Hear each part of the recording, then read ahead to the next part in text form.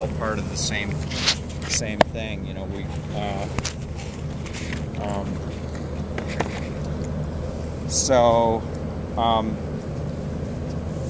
I'm not going to talk a lot about what the challenges are. I think just the fact that you're here, you're all aware of all of that. So I'd like to talk about a possible solution.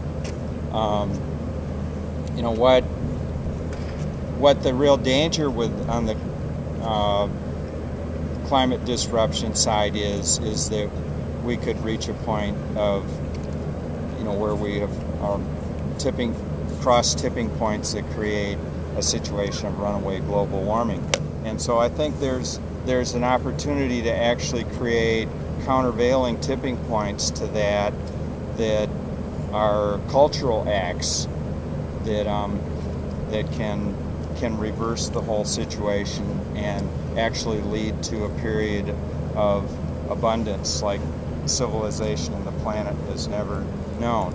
And it has to start somewhere, so why not have it start right here in St. Louis? And we're creating a urban eco-village in the Central West End. We're calling it an integral urban eco-village. The idea being that we're going to, climate scientists say what it's going to take to really keep from crashing civilization and the planet is to cut our carbon emissions and other emissions by 80% by 2020. So the next 10 years is really it, and we really need to get started right now. And there's lots of, I'm part of the 2020 Climate Leadership Campaign, and we've been over the summer, we've been looking at you know, how we could start doing that in the St. Louis region. And we see that there are really two areas, transforming the culture and transforming the economy, and that there's a lot of low-hanging fruit. You know, before you even get to the sexy stuff like installing solar collectors and windmills and stuff, just conservation isn't very sexy, but it could make a huge difference. We have 800,000 underperforming buildings in the St. Louis region, so caulk and weather stripping and things like that can make a huge difference. And if we're going to get to 80% by 2020, which is what the scientists say we need to do, Dr. James Hansen of the Goddard Space Institute and others, to get back to a safe 350 parts per million, then some of us are going to have to go way beyond 80% by 2020. You know, we're going to have to become carbon neutral and even carbon negative. And that's what we're looking at doing with the Eco Village is, you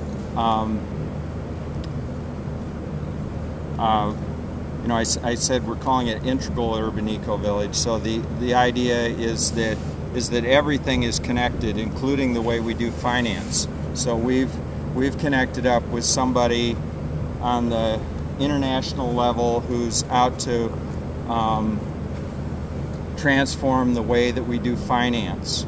You know, he says, and I'm really convinced after listening to him, that we're not going to be able to create a sustainable planet unless we transform how we do financing. Right now it's based on capricious terms and interest, and it really has to be propped up with all kinds of subsidies for it to work. You know, that's how the government and the corporations, the banks and everybody keep us all pacified by doing a few token grant programs and things so that we can do a few of the things that we would like to do and know that we need to do.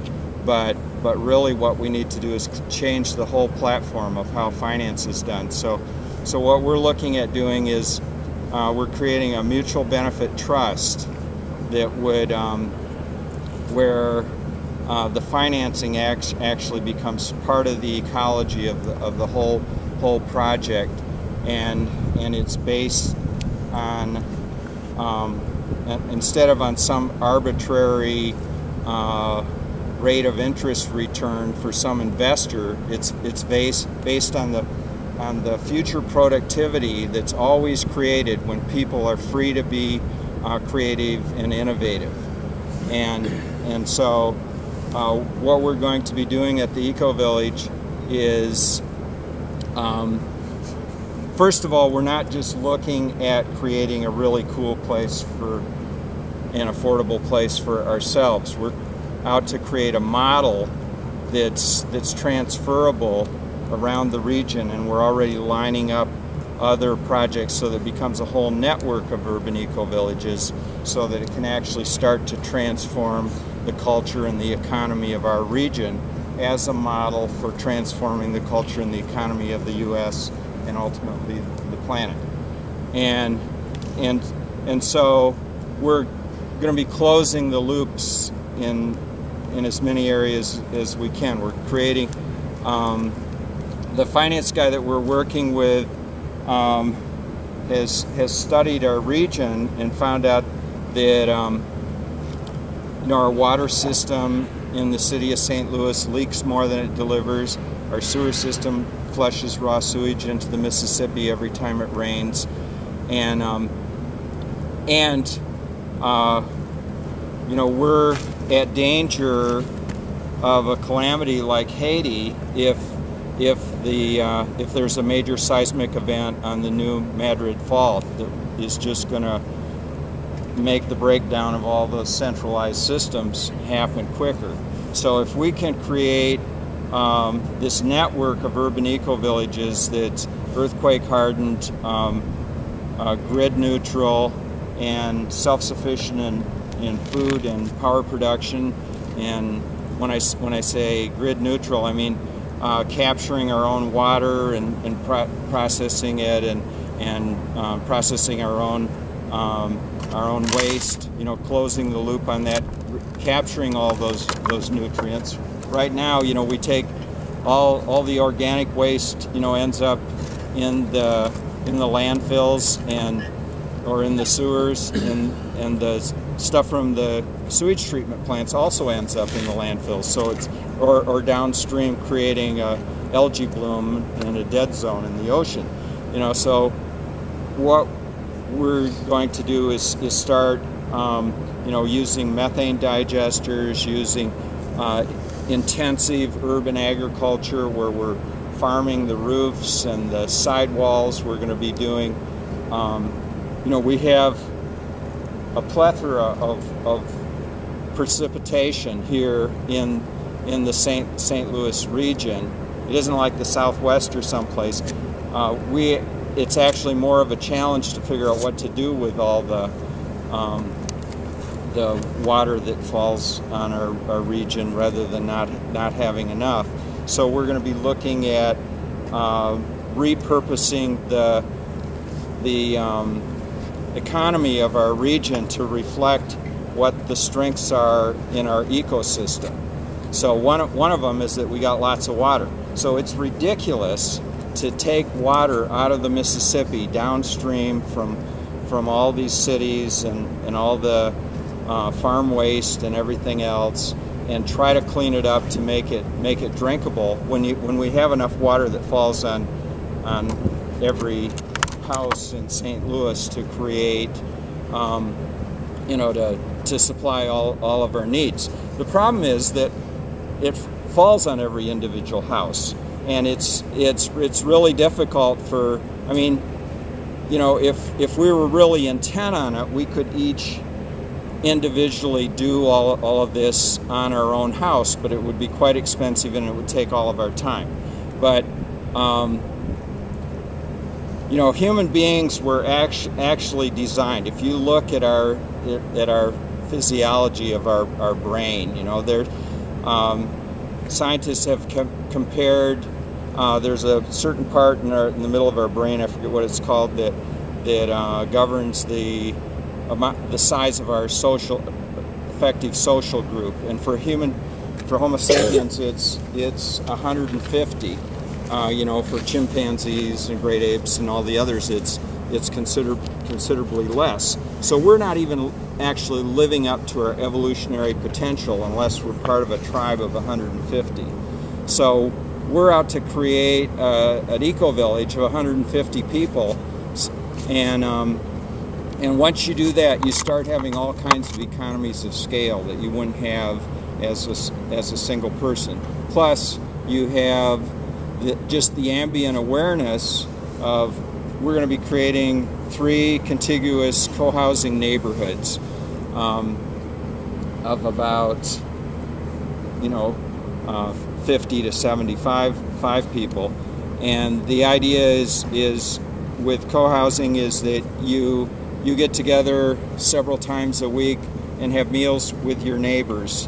As part of this eco-village, we're also going to be having all these micro enterprises. We're going to start a cooperative development company and construction company to actually construct the first eco-village and go on to construct other eco-villages around the region. We're going to start and over time that'll probably split into 2 different companies, and then we're going to start an urban farmers and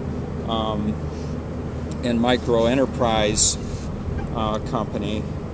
And the eco-villages will be able to serve a need in our city right now. It's not, like I said, we're not just doing this for ourselves. So we'll be able to serve as emergency shelter in the event of a major event, seismic event or some other major emergency for the surrounding neighborhoods. But it will also be a model for how we can do distributed utility replacement.